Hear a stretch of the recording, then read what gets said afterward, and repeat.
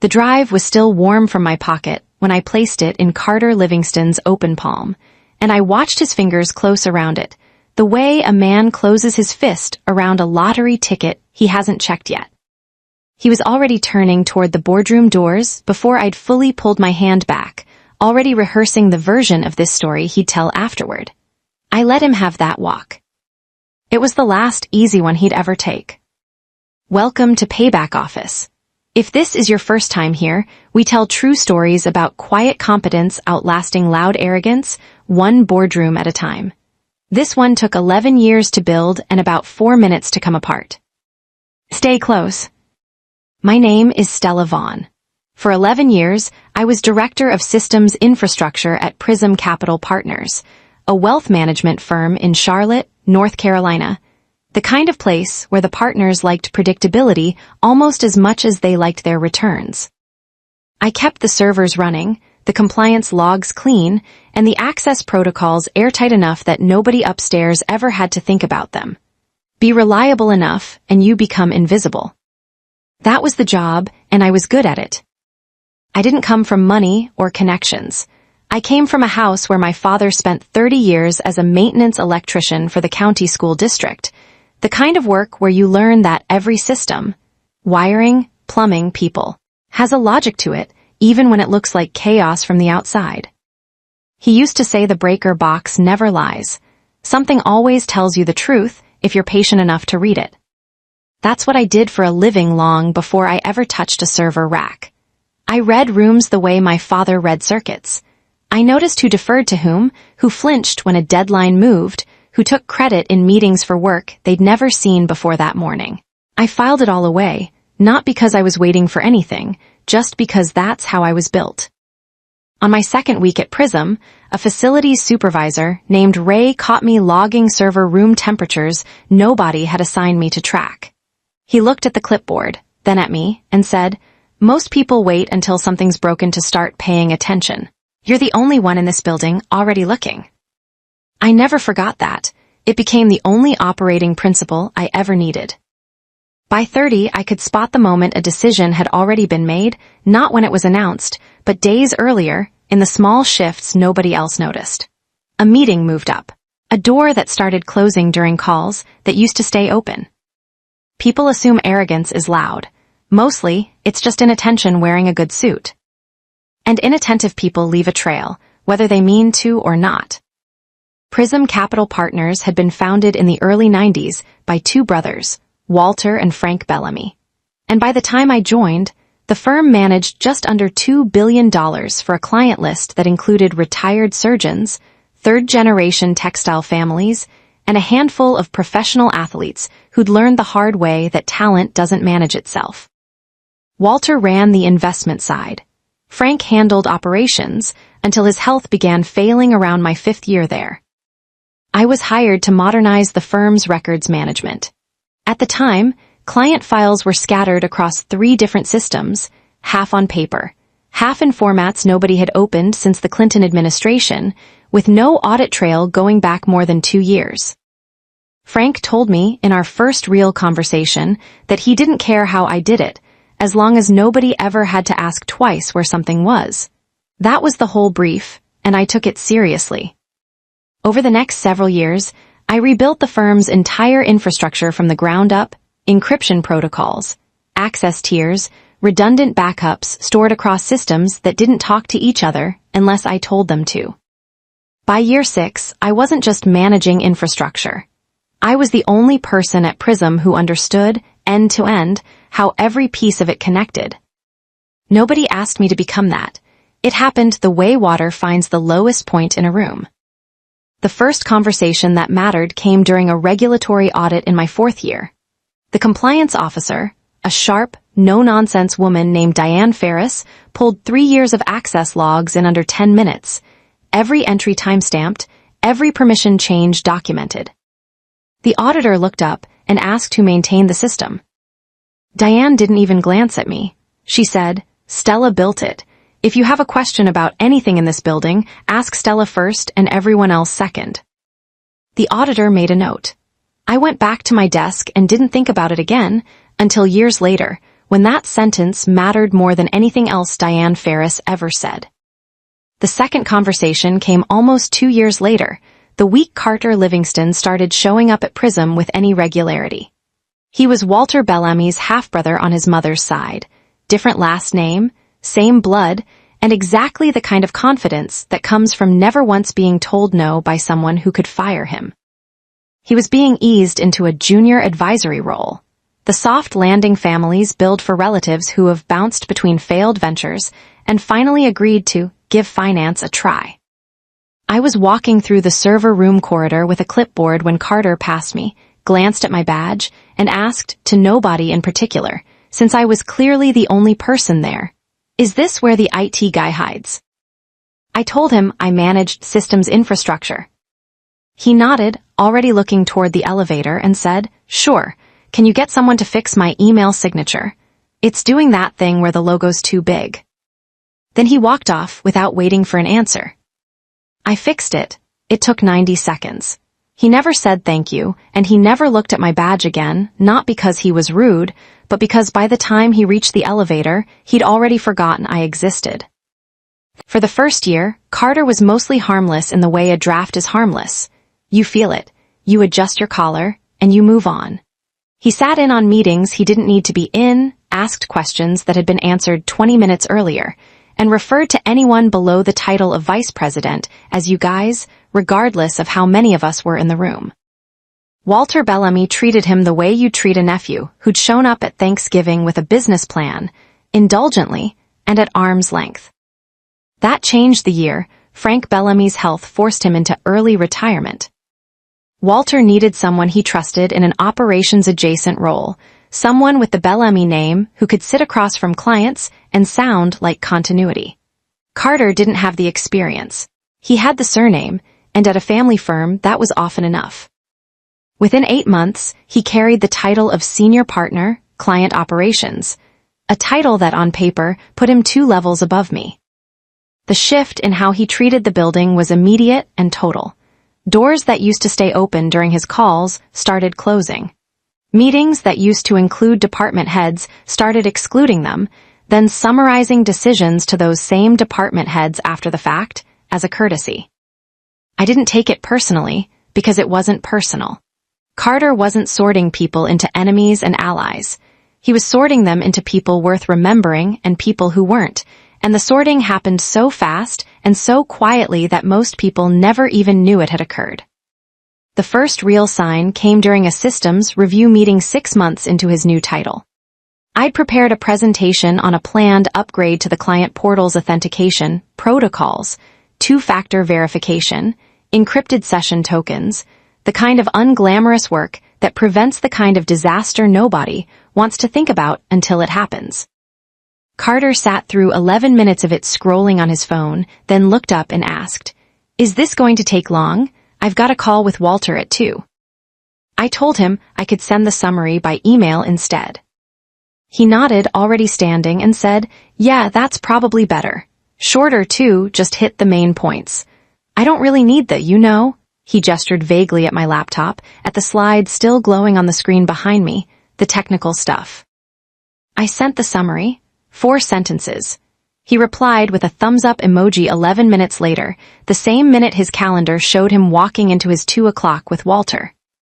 I saved that email, not because I thought I'd need it at the time. I genuinely didn't. I saved it the way I saved everything. Because that's how I was built. Over the following months, the pattern repeated itself in small, almost forgettable ways. Carter began copying himself on emails between me and other department heads, not to contribute, but to have a record of being included, in case anything ever needed his signature later. He started referring to my department, in meetings I wasn't in, as the back-end people. A phrase that worked its way into the firm's vocabulary the way a draft works its way into a house. Nobody remembers exactly when it started, but suddenly everyone's cold. I kept building. That year, I led the firm through a full migration to a new client management platform, 18 months of planning, testing, and staged rollout, executed with 0 downtime and 0 data loss across 9,000 client accounts. Walter Bellamy sent a firm-wide email praising the operations team for the seamless transition. Carter replied to that email to everyone with a single line, "Couldn't have done it without the team pulling together. Proud of everyone." He had not, at any point, attended a single planning meeting. I didn't correct it. Correcting it would have meant explaining myself, and explaining yourself is something you do when you think your position is in question. Mine wasn't. Not yet. The public humiliation moment came at the firm's quarterly all-hands meeting, the one Walter held every January in the largest conference room, the one with the wall of windows overlooking the parking deck. About 40 people attended in person, with another 20 joining by video. Walter opened with year-end numbers, then handed the floor to Carter to say a few words about operational excellence. A phrase someone had clearly written for him, because Carter said it like he was reading it off the inside of his own eyelids. Carter spent 6 minutes praising the team's resilience, then pivoted, almost as an afterthought, to what he called some housekeeping. He pulled up my slide, the authentication upgrade proposal from 8 months earlier, the one he'd waved off in 11 minutes, and said to the room, "I want to be transparent with everyone. We've had some proposals floating around for infrastructure spend that, frankly, don't reflect where this firm is headed. I think it's important we're disciplined about that. Not every idea needs a budget line." He didn't say my name. He didn't have to. Everyone in that room knew whose slide it was, because everyone in that room had been copied on the email it came from. I sat near the back, between Diane Ferris and a junior analyst named Owen, and I felt the room's attention shift toward me the way air shifts before a door opens, not loud, just present. Diane leaned over, barely audible, and asked, "Did he just?" "Yes," I said. "Are you going to say something?" "No," I said, "not today." Carter moved on to the next slide before either of us finished speaking. He never looked in my direction once. To him, it wasn't a confrontation. It was housekeeping. He'd cleared a line item, the way you'd cancel a subscription you forgot you were paying for, and he walked out of that meeting 20 minutes later having already forgotten it happened. I hadn't. I went home that night and did something I had never done in 11 years at Prism. I sat down at my kitchen table, opened my laptop, and started organizing. Not plotting. I want to be precise about that, because precision was the entire point. I didn't sit there imagining ways to hurt Carter Livingston. I sat there and asked myself a single question, the same question my father used to ask when a circuit kept tripping for no obvious reason. Where does this actually run? For 11 years, I had built and maintained every access protocol at Prism Capital Partners. I knew which systems required my credentials specifically, not as a department head, but as the only person with root-level authority over the firm's encrypted client data architecture. That authority had never been formally transferred, reviewed, or even discussed, because nobody had ever needed to discuss it. I was the system. The system didn't have a succession plan, because nobody had ever imagined the system leaving. I didn't change anything. I want to be clear about that too. I didn't plant anything, hide anything, or sabotage anything. What I did was simpler, and far more boring, which is exactly why nobody noticed. I documented everything. Every protocol, every dependency, every place where my access sat at the center of a structure that the rest of the firm had built around me without realizing it. I created what looked, to anyone glancing at it, like routine operational documentation, the kind of thing compliance officers love and executives never read. It took 4 months. I worked on it quietly, after hours, alongside my normal responsibilities, which I continued performing at the same standard I always had. If anything, I was more reliable during those 4 months than I'd ever been. Tickets closed faster, reports went out earlier.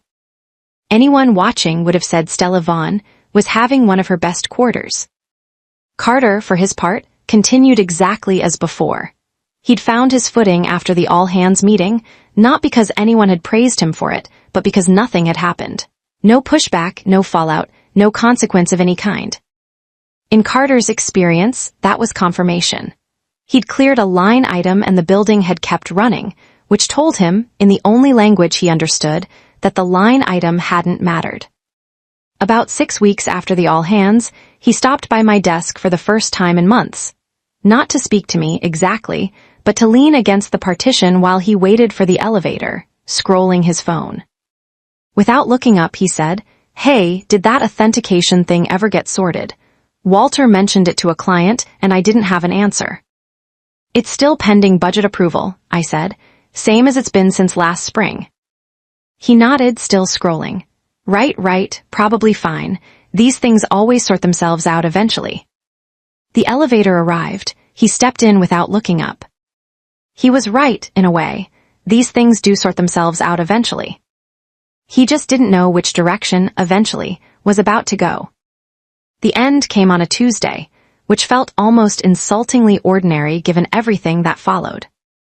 Prism had hired a consulting firm that spring to identify efficiencies ahead of a planned merger with a smaller wealth management practice out of Greenville. The kind of engagement that exists mainly to produce a slide deck justifying decisions that have already been made. Carter had been given informal ownership of the operations side of that review, which meant, in practice, that he got to decide which names appeared on which slide. My name appeared on a slide titled Legacy Infrastructure Roles, Consolidation Opportunities. Underneath it, in a font slightly smaller than the heading, someone had written, "Role can be absorbed by existing IT contractor relationship. Estimated annual savings, $118,000. I found out about the slide the same way I found out about most things at Prism by then, not because anyone told me, but because I still had access to the shared drive where the consulting firm's drafts lived, an access permission nobody had thought to revoke, because nobody remembered I'd set it up in the first place. I read the slide twice. Then I closed the laptop, made dinner, and didn't think about it again that night.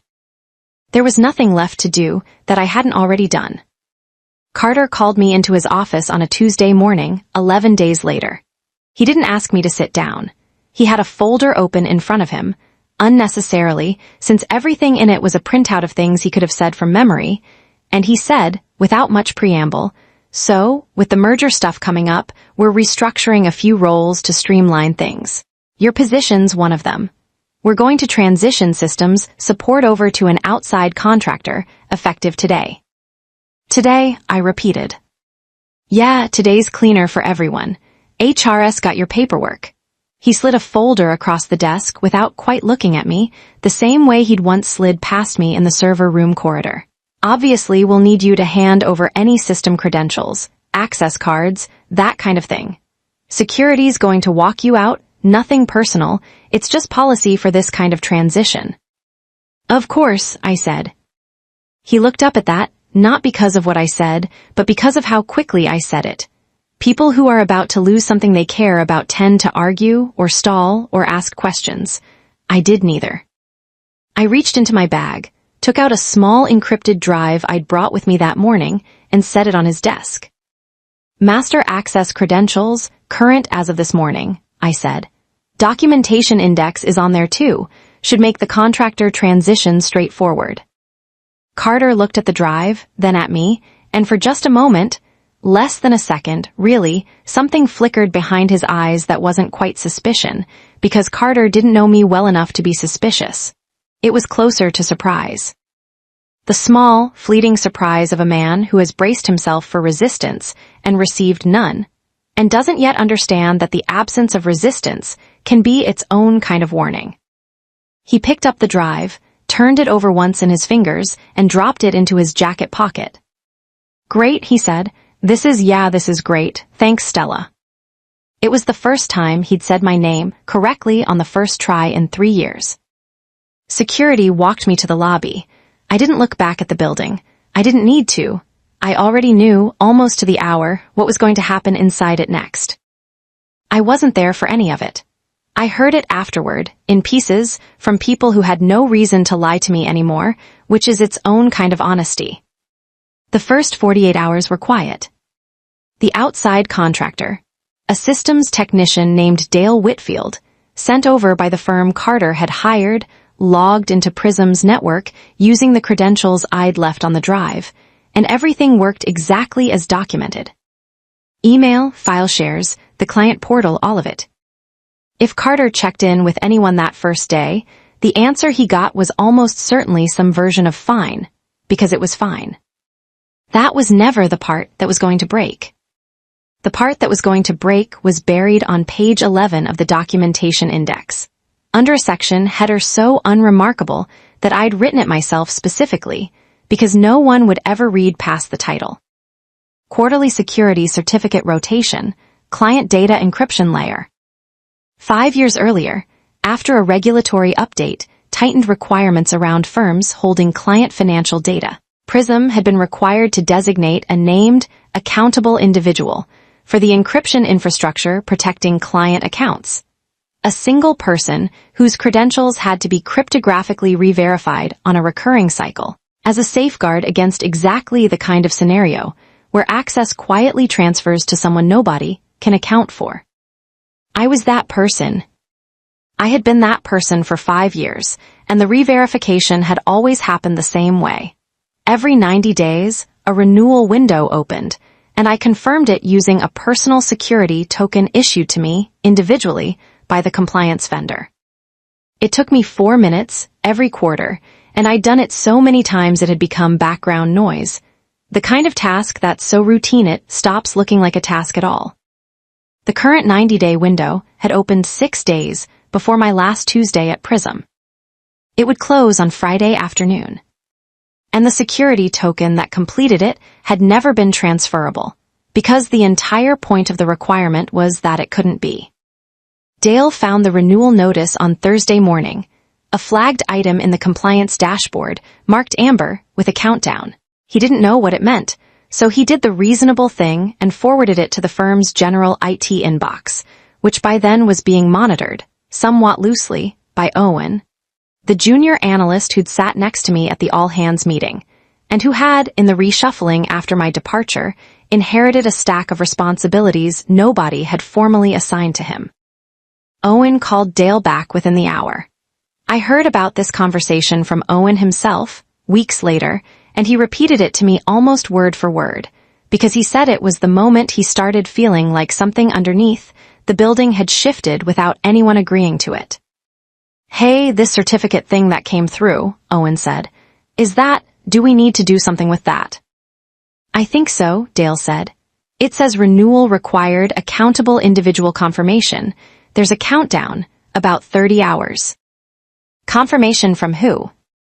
"That's the thing," Dale said. "It's got a name field, says Stella Vaughn." There was a pause. Owen told me he remembered the pause specifically, because it was the first time since Tuesday that anyone had said my name out loud in that building, and it landed strangely, like hearing the name of someone who'd moved out of a house you were still living in, finding mail addressed to them in the stack. "She doesn't work here anymore," Owen said. "Yeah," Dale said. "I figured. So, who's the new accountable individual?" Owen didn't have an answer. Nobody had an answer, because the question had never been asked before, not when I was hired, not in 5 years of quarterly renewals, not in the 3 days between the Tuesday morning meeting in Carter's office and this phone call. The role existed. The person filling it had left. And the building, for the first time in its history, had no idea who was supposed to be standing in that spot. "I'll flag it," Owen said, mostly because it was the only thing left to say. "Probably an easy fix. It'll know who to call." He told me later that he didn't think much of it at the time. It just felt like paperwork, the kind of thing that gets sorted out with a phone call and a form. He had no way of knowing that the form didn't exist. The phone call had no one on the other end, and the countdown on his screen wasn't measuring time until an inconvenience. It was measuring time until the doors closed. The renewal window closed on Friday, at 4:47 in the afternoon, a detail I know only because it ended up documented, in writing, in no fewer than 6 separate emails over the following week, each one slightly more alarmed than the last. Here is what the documentation didn't say, because it didn't need to. The quarterly certificate I'd renewed 18 times before wasn't a formality. It was the cryptographic key that allowed Prism systems to decrypt client account data on read. Every balance, every holding, every transaction history for all 9,000 accounts. The certificate itself didn't expire in the sense of breaking immediately. It expired in the sense that, per the compliance framework Prism had agreed to 5 years earlier, an unrenewed certificate triggered an automatic security lockdown. A fail-safe, designed by people who had never imagined the accountable individual simply wouldn't exist anymore, built on the assumption that if no human confirmed the renewal, something had gone badly wrong, and the safest thing the system could do was stop. So it stopped. At 4:51 on Friday afternoon, every advisor at Prism Capital Partners attempting to access a client account was met with the same message. Encryption certificate validation failed. Account access temporarily restricted pending administrator review. At 4:52, the client portal, the one I'd spent 18 months migrating without a single hour of downtime, began returning the same error to clients logging in from home. At 4:53, Dale Whitfield, the contractor, opened a support ticket with his own company, because he had no idea what else to do, and his company had no idea either, because the system he'd inherited had been built and understood by exactly one person, and that person's badge had been deactivated 3 days earlier. By 5:15, Owen had walked into Carter's office. I wasn't there, but I've since heard this part of the story from 3 different people, and the details line up closely enough that I believe it happened almost exactly this way. We've got a problem, Owen said. Client portal's down, internal account access too, everyone's getting the same error, something about an encryption certificate. Carter, according to Owen, didn't look up from his monitor right away. Did you call the contractor? He's the one who flagged it. He says it's some kind of accountable individual sign-off, compliance thing. He doesn't have the credentials for it. Well, who does? Owen told me that this was the moment, not the error message, not the locked accounts, but this specific question, that the room went quiet in a way he hadn't experienced before, because the honest answer was the same name that had been sitting, unread, in an amber-flagged compliance notice for 36 hours. It was Stella, Owen said. Carter looked up. What do you mean was? I mean the system still has her listed as the accountable individual. Nobody ever changed it. I don't think anyone knew it needed to be changed. I want to pause here, because this is the part of the story people always ask me about afterward. What was I doing while this was happening? And the honest answer is almost disappointing in how little it matches what people imagine. I was at my kitchen table. It was a Friday evening. My husband had picked up dinner on his way home, and we were eating at the counter because the dining table had a stack of mail on it I hadn't gotten around to. My phone was on silent, the way it always was on weekends now, for the first time in 11 years. I didn't know in that moment that the portal had gone down. I didn't need to know. I'd known for 3 days that it would. Back at Prism, Carter was reportedly still working through the basic shape of the problem. The part where a system he'd never thought about, run by a person he'd spent 3 years not quite remembering the name of, had just stopped working the moment that person walked out the door. Diane Ferris, the compliance officer, was the one who finally said the sentence that, according to Owen, changed the entire tone of the room. This isn't a malfunction, Diane said. This is the system working exactly the way it's supposed to. It just needs Stella to confirm she's still, she paused, choosing the word carefully, involved, and she's not, because you let her go 3 days ago and told her to hand in her badge by lunch. Nobody said anything for a moment. Then Carter, according to Owen, said the only thing left that made any sense to him. Can someone just call her? The call came in at 6:40 that evening. I almost didn't answer it. The number was Prism's main office line, the kind of number that hadn't called my personal cell in over a decade, because there had never been a reason to. Curiosity, more than anything, made me pick up. Stella, hi, it's Carter. Hi, Carter. So, hey, listen, we've got a bit of a situation here. Some kind of glitch with the encryption system, client portals down, internal access too. It thinks it might be some kind of certificate thing that needs your sign-off. I don't really understand the technical side of it, but if you could just, I don't know, log in remotely and clear it, that'd be huge. Save us all a pretty stressful weekend. I let the silence sit for exactly as long as it needed to. Not long, just long enough. I don't have access to those systems anymore, Carter. You had security collect my badge and credentials 3 days ago. I gave you the master access drive myself, in your office, Tuesday morning. Right, no, I know, but this is different. This is just a sign-off thing.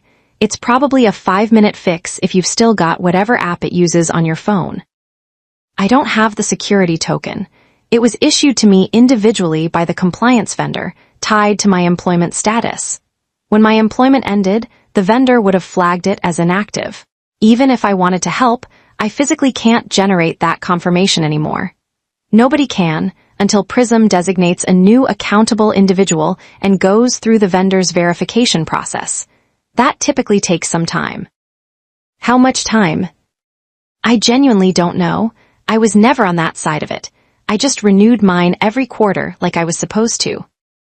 There was a pause, the kind of pause where you can hear someone recalibrating, trying out a different angle because the first one didn't land.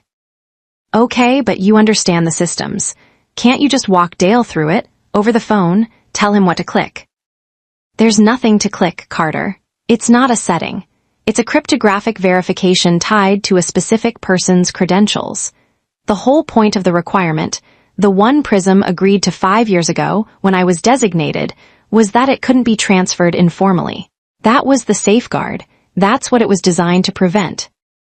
Prevent what? This, exactly this.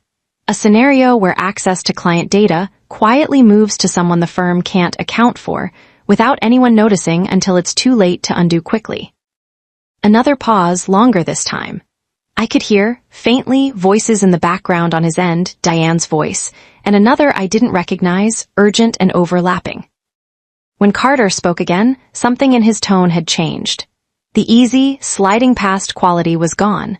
What replaced it wasn't anger. It was closer to a man reading a document for the second time, very slowly, because the first reading hadn't made sense. You set this up. I set up a regulatory compliance requirement that Prism's legal team reviewed and signed off on 5 years ago, Carter.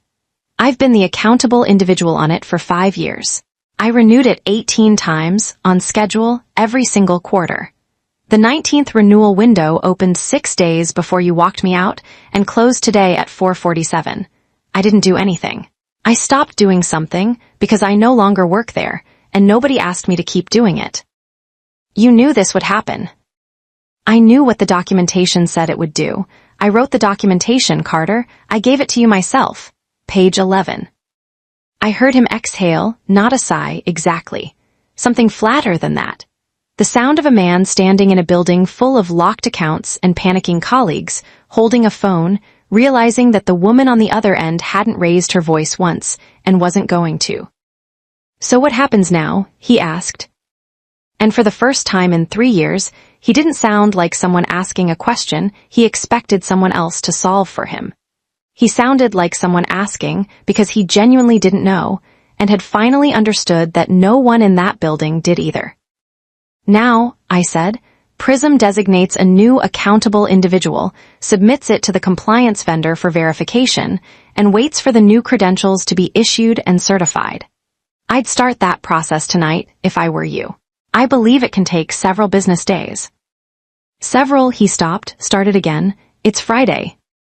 I know, I said. I hope you all have a good weekend, Carter.